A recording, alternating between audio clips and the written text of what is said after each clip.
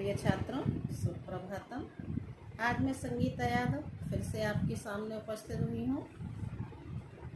Class 10th की सेनुसी book का chapter number 9 नवमः पाठ सूक्तया को लेकर के कॉपी और पेन लेकर के जरूर बैठिएगा बेटा। जहाँ भी मैं संधि समास प्रत्यय वगैरह बताऊंगी वो आपको लिखना है। सूक्तयः नवमः पाठः क्या है? सूक्तयः। सूक्तयः मतलब सूक्तियाँ। सु उक्ति, सु और उक्ति। सु का मतलब होता है सुंदर, उक्ति का मतलब होता है कथन। जो सूक्ति होता है उसी का सूक्तयः बहुवचन। ठीक है, सूक्तयः मतलब सुंदर वचन। पढ़ना शुरू करते हैं बेटा। जहाँ भी प्रॉब्लम होगी देखेंगे हम संधि समास और प्रत्यय। पिता यच्छति पुत्राय बाल्ये विद्याधनम महत। पिता यच्छति देता है, पुत्राय पुत्र के लिए, बाल्ये बाल्यावस्था में, महत महत्वपूर्ण, विद्याधनम विद्यारूपी धन। पिता बाल्ये बाल्यावस्था में, पुत्राय पुत्र के लिए, महत विद्याधनम यच्छति महत्वपूर्ण विद्याधन देता है। पिता बाल्ये बचपन में, पुत्राय पुत्र को, महत विद्याधनम यच्छति महत्वपूर्ण विद्याधन देता है, विद्यारूपी धन प्रदान करता है। पिता अस्य किम तपः तेपे। अब तपस तेपे लिखा है ना, यहाँ पे स जो है उसका विसर्ग हो जाएगा तो होगा क्या? तपः और तेपे। पिता अस्य किम तपः तेपे। अस्य इसके लिए, पिता ने, किम तपः तेपे कितनी तपस्या की है, इत्युक्ति तत्कृतज्ञता। अब इसको संधि विच्छेद करेंगे तो इति को अलग करो, उक्ति को अलग करो और तत् को अलग करो और कृतज्ञता को अलग करो। इति उक्ति यह कथन, ऐसा कहना ही, तत् कृतज्ञता उनके प्रति कृतज्ञता, उनका आभार व्यक्त करना होगा। ऐसा कहना ही कि पिता ने इसके लिए कितनी तपस्या की है। पिता ने जो पुत्र को बाल्यावस्था में विद्यारूपी धन प्रदान किया है उसके लिए पिता ने कितनी तपस्या की है, ऐसा कहना ही उनके प्रति आभार व्यक्त करना होगा। ये था आपका श्लोक नंबर 1। श्लोक नंबर 2 देखेंगे। अवक्रता यथा चित्ते। एक कहते हैं वक्र। वक्र का मतलब होता है टेढ़ा और अवक्र का मतलब होता है सीधा।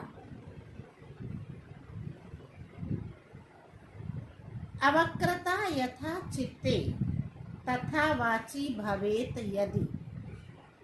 अवक्रता कहते हैं सीधापन, सरलता।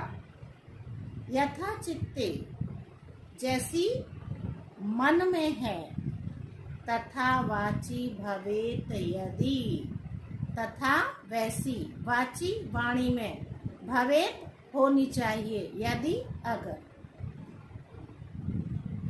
यथा अवक्रता चित्ते जितनी सरलता, जितनी सरलता, जितना सीधापन चित्त में है, चित्ते मतलब मन में है, तथा वाची भवेत यदि वैसी ही सरलता अगर वाणी में हो, तदैव आहु, तदेव आहु लिखा है ना, तदेव अलग करो और आहु अलग करो। तदेव आहु महात्मनः समत्वम इति तथ्यतः। महात्मानः महान लोग, तदैव उसी को, आहु कहते हैं, समत्वम समत्व, महान लोग उसी को समत्व इति तथ्यतः आहु, इस तथ्य से पुकारते हैं। महान लोग उसी को समत्व कहते हैं। महान लोग किसको समत्व कहते हैं? यथा अवक्रता चित्ते, जैसा सीधापन मन में है, तथा वाची भवेत यदि, अगर वैसा ही सीधापन वाणी में हो, तदैव महात्मनः समत्वम् इति तथ्यतः आहु, उसी को महान व्यक्ति समत्व इस नाम से पुकारते हैं, या महान व्यक्ति उसी को समत्व यह नाम देते हैं।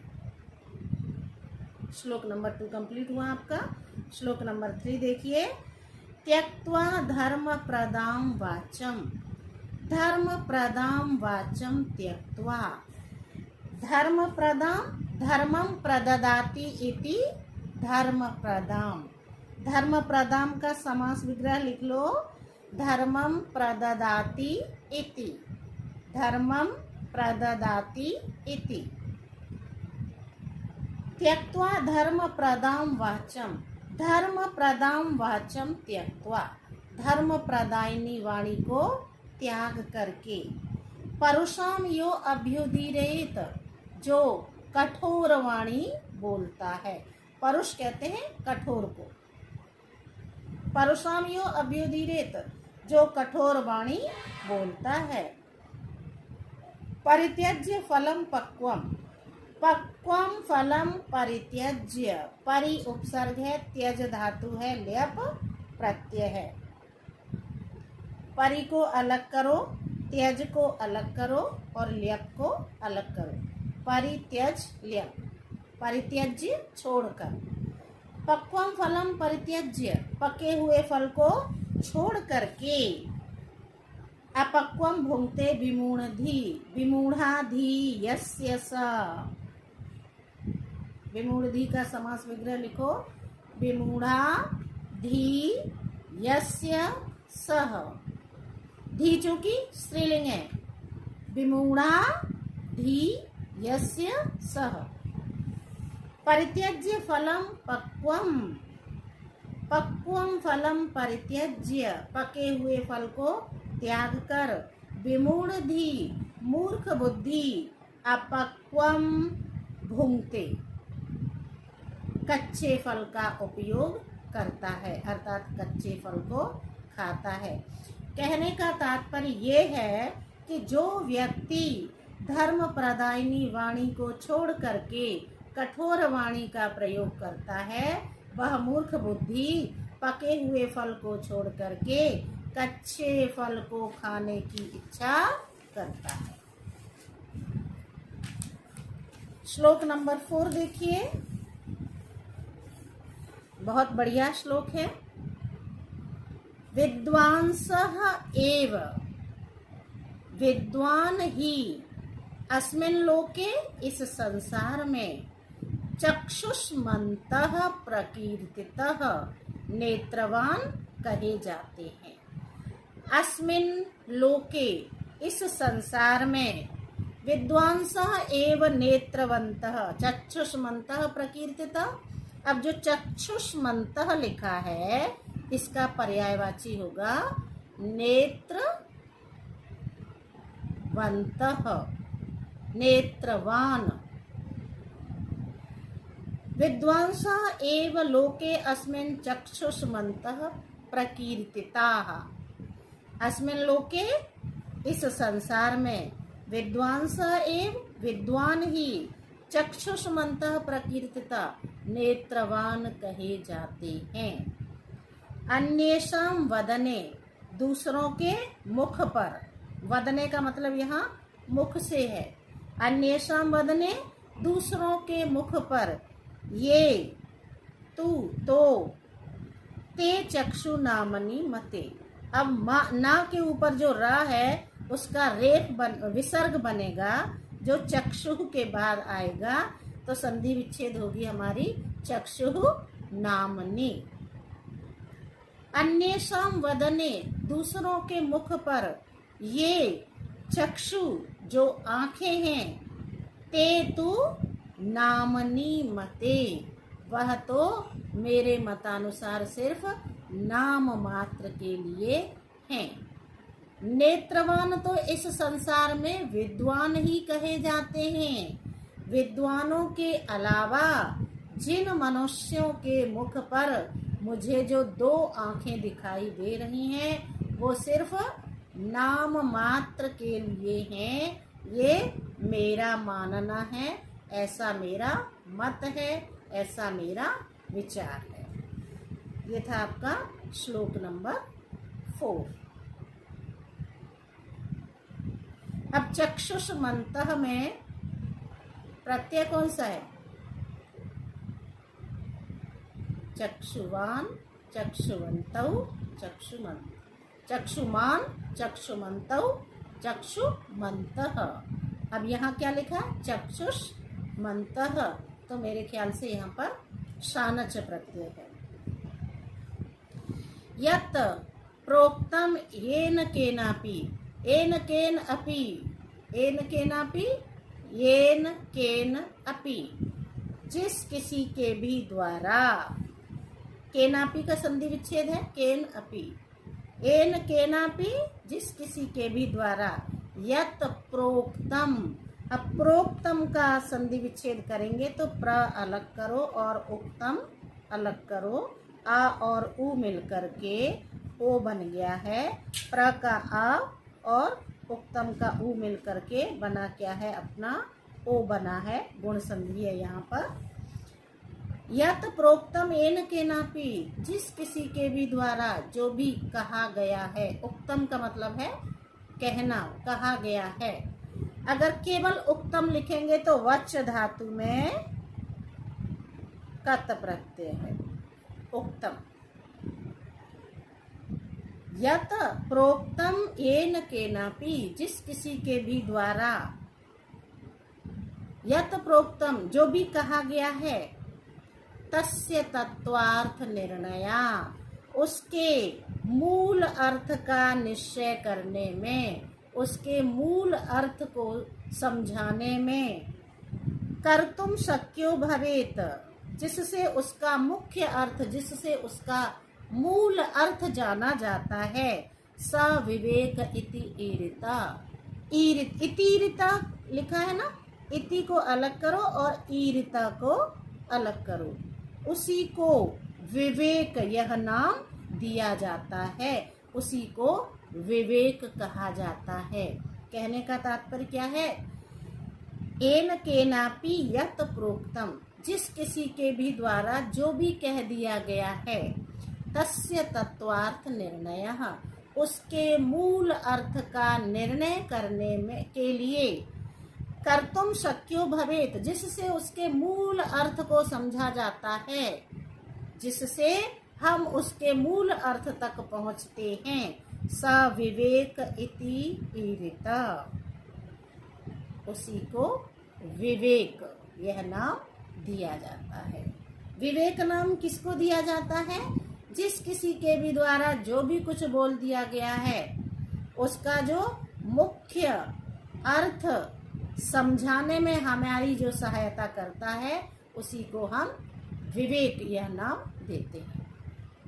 कहने का तात्पर्य यह है कि जो विवेकी व्यक्ति होगा वही किसी भी व्यक्ति के द्वारा कही गई चीज, बात का मुख्य अर्थ, भावार्थ समझा सकता है।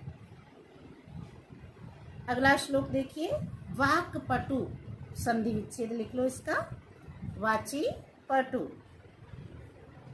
बोलने में निपुण। धैर्यवान, धैर्य में कौन सा प्रत्यय? कतवतु, धैर्यवान। वाचीपटु, बोलने में निपुण। धैर्यवान। मंत्री। सभायाम अपि अकातरः, मैंने इसका संधि विच्छेद कर दिया। सभायाम में अपि अकातरः है ना, उसका संधि विच्छेद करेंगे तो सभायाम अपि अकातरः, सभा में भी अकातरः, निडर रहने वाला। वाक्पटु, बोलने में निपुण। वाचीपटु। धैर्यवान। सभायाम अपि अकातरः, सभा में भी निडर रहने वाला मंत्री। स केनापि प्रकारेण, परैर न लिखा है ना, इसका संधि विच्छेद करो तो परैहि ना के ऊपर जो रेफ है उसका विसर्ग बनेगा और वह र के पश्चात लगेगा, तो हो जाएगा आपका परैहि और न केनापि प्रकारेण परई न परिभूयते, स वह, ना नहीं है, क्या है ये, सह वह, केनापि प्रकारेण किसी भी प्रकार से, परई न परिभूयते दूसरे के द्वारा अपमानित नहीं होता है। कैसा मंत्री,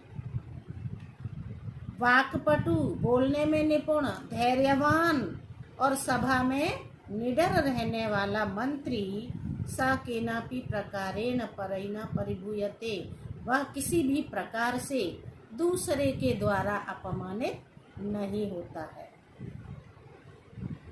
श्लोक नंबर 7 देखेंगे। या इच्छति आत्मनः श्रेया, इच्छत्यात्मनः लिखा है ना, मैंने संधि विच्छेद करके पढ़ा है। या इच्छति आत्मनः श्रेय, श्रेय कहते हैं कल्याण।